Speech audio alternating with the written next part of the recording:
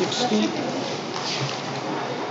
yes इसमें respondent ने एक एनेक्शर P1 की विज्ञप्ति जारी करते हुए प्राइमरी टीचर्स के लिए 7,500 टीचर्स के लिए पोस्ट निकाली गई, जिसमें लक्ष्य उन्होंने इस विज्ञप्ति के अनुसार बीएड कर्मचारियों को भी उसमें इन्वॉल्व किया गया था कि ताकि वो बीएड एनेक्शर P1 का लार्जशिप में ये रीड कर देती हूँ।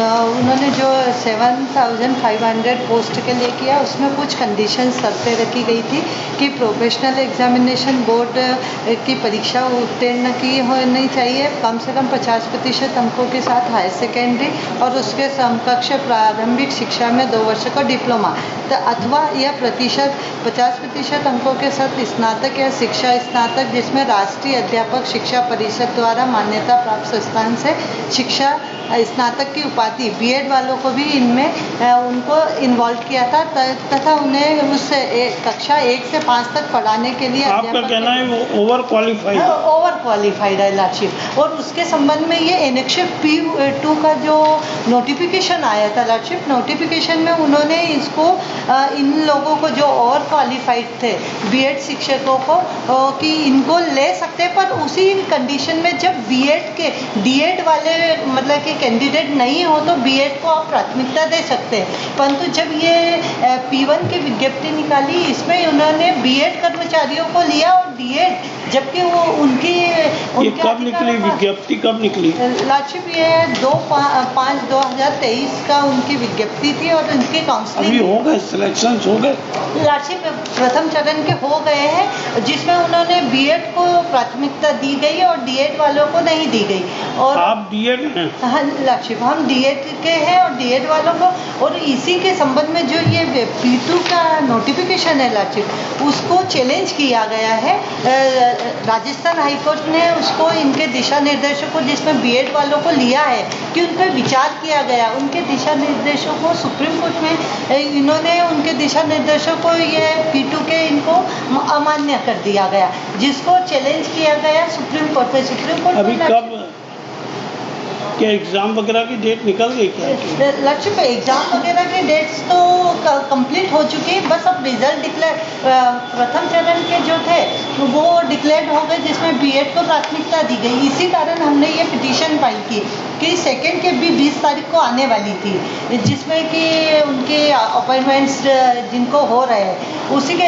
तो लार्जशिप मेरा तो इतना निवेदन है कि जब तक ये सुप्रीम कोर्ट में ये जो गजट नोटिफिकेशन है इसको चैलेंज किया गया है और उसको राजस्थान हाई कोर्ट ने तो अमान्य कर दिया कि बीएड वालों को नहीं लेना है, तो ये एनेक्शर P3 का है लार्जशिप जजमेंट पेज नंबर 36 है, जिसका सुप्रीम कोर्ट में अभी फाइनल पे भी सुन लिया गया है, हट करके रखा गया है। तो हमारा ये कि जो अभी सेकेंड काउंसलिंग जो ये पद के लिए निकल रही है काउंसलिंग का, हु इज कंडक्टिंग एग्जामिनेशन? लार्जशिप रेस्पोंडेंट नंबर 2 DPI। ये आपने प्रोफेशनल एग्जामिनेशन बोर्ड को क्यों पार्टी बनाया? लार्जशिप इनकी क्या है कि ये उसमें मतलब कि उनकी एग्ज़ाम को फेस करना ज़रूरी था। प्रोफेशनल एग्जामिनेशन बोर्ड जो कैंडिडेट है उनके अनुसार ये जो कंडीशन दी गई है उसमें एक ये पैरा था कि उनको प्रोफेशनल एग्जामिनेशन बोर्ड की जो परीक्षा है पात्रता परीक्षा उनको वो निर्धारित अंकों के साथ MS Rukmini ji Rukmini Dhangar for the petitioners Sri Bhuvan Deshmukh GF for the respondents 1 to 3 on advance notice.